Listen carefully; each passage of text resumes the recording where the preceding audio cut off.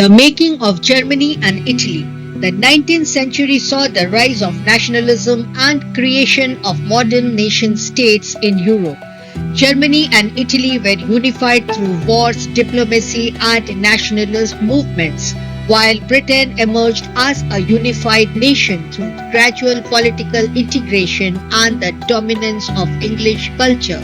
In this video, the topics discussed will be number 1, unification of Germany, number 2, unification of Italy, and number 3, the strange case of Britain.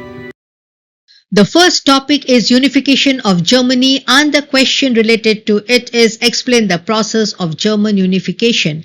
Point number 1. After 1848, nationalism in Europe was no longer linked with democracy and revolution. Instead, it was increasingly manipulated by conservative forces to establish political dominance over Europe. Number 2, the liberal initiative of nation building was suppressed by combined forces of the monarchy, the military, and the powerful Prussian landowners known as Junkers. Number 3, the architect of German unification was Otto von Bismarck, who forced the nation through the power of army and bureaucracy guided by his policy of blood and iron. Number 4, 3 wars fought against Denmark, Austria, and France over 7 years ended in Prussian victory and completed German unification in January 1871. The Prussian king was proclaimed as the German emperor. The ceremony was conducted in the Hall of Mirrors in the Palace of Versailles. And number 5, thus under Otto von Bismarck, Germany was unified through diplomacy and decisive wars, highlighting the powerful role of the army in creating a nation. It showed military strength, political strategy, and strong leadership could become the architects of nation building. The second question related to the topic is why is Bismarck regarded as the father of German unification? Bismarck is regarded as the father of German unification because number 1, Otto von Bismarck united German states under Prussian leadership through his policy of blood and iron using diplomacy and military power. Number 2, he successfully fought wars against Denmark, Austria, and France, which ultimately led to the proclamation of the German Empire in 1871. The next question related to the topic is what steps were taken by the newly unified Germany to strengthen and modernize the nation? Now this is a 1-mark question, so the answer is the newly unified German state strengthened the nation by modernizing its currency, banking, legal, and judicial system.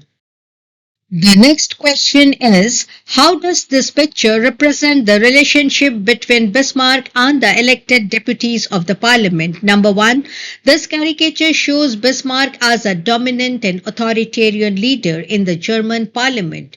Number 2, the cartoon reflects the tense relationship between Bismarck and the elected representatives, highlighting how he relied more on military power and strong authority than on parliamentary democracy. It also indicates that he intimidated parliament rather than respecting democratic debates. The next topic is unification of Italy, and the first question related to the topic is like Germany, Italy too had a long history of political fragmentation. Discuss. This question can also be asked as how was Italy divided before unification? So point number 1 is Italy had a long history of political fragmentation and Italians were scattered across several dynastic states. Even the Italian language lacked a common form and had many regional variations. Number 2, during mid-19th century, Italy was divided into 7 states. Point number 3, out of these 7 states, only Sardinia Piedmont was ruled by an Italian princely house. Number 4, northern Italy was under the control of the Austrian Habsburg Empire, while central Italy was ruled by the Pope. And number 5, southern Italy was under the domination of the Bourbon kings of Spain. The next question is describe the contribution of Mazzini, Cavour and Garibaldi to Italian unification. Number 1. Giuseppe Mazzini, a Republican and idealist, laid the foundation for a unified Italy. Through his secret society, Young Italy, he inspired nationalist feelings and mobilized the youths. Although the revolutions of 1831 and 1848 failed, his ideas motivated generations of Italians and paved the way for later nationalist movements. Number 2. Camillo Benso, Count of Cavour, the chief minister of Sardinia Piedmont, realized that a unified Italy would strengthen economic growth and political power. Through skillful diplomacy and an alliance with France, he defeated Austria in 1859 and succeeded in annexing several northern and central Italian states. As a result, Victor Emmanuel II was proclaimed the ruler of a largely unified Italy in 1861. Number 3. Giuseppe Garibaldi played a crucial military role in Italian unification.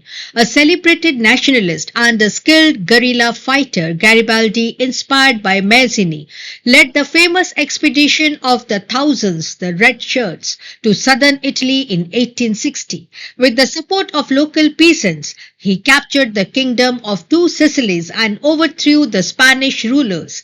Garibaldi later handed over the united northern and southern Italian territories to Victor Emmanuel II. Number 4. Thus Mazzini, Cavour and Garibaldi complemented one another in the unification of Italy. Mazzini provided the ideological foundation, Cavour led diplomatic and political negotiations while Garibaldi carried out military campaigns. And number 5. This combined effort eventually led to the proclamation of the Kingdom of Italy in 1861, with Venetia and Rome joining later in 1866 and 1870 respectively.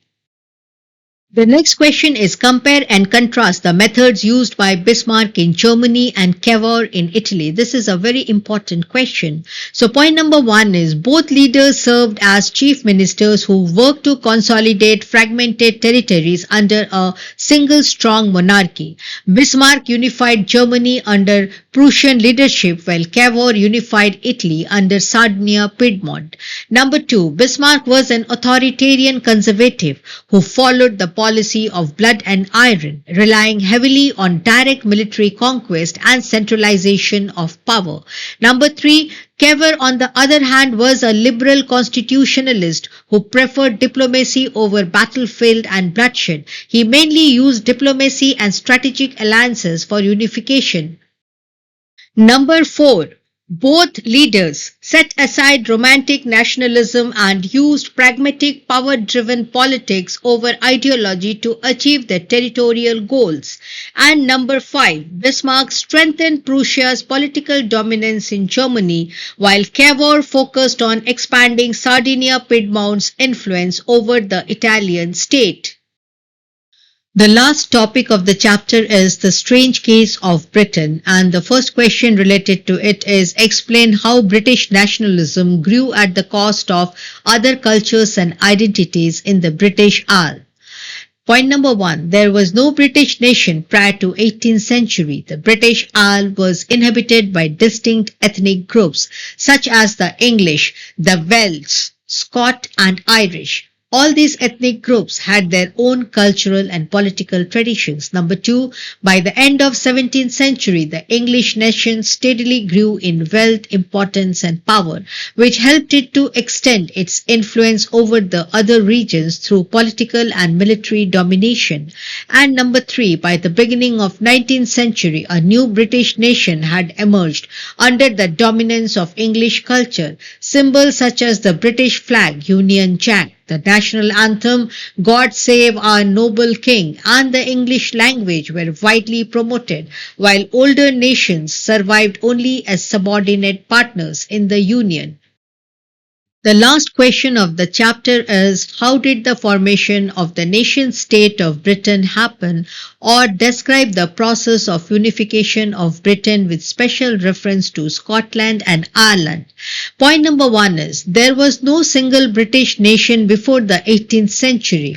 Therefore, Britain's nation building was not the result of a sudden revolution or upheaval, but a long and gradual process. Number two, Wales was incorporated into English state and formally annexed later through the laws in Wales Acts 1535 to 1542 under Henry VIII.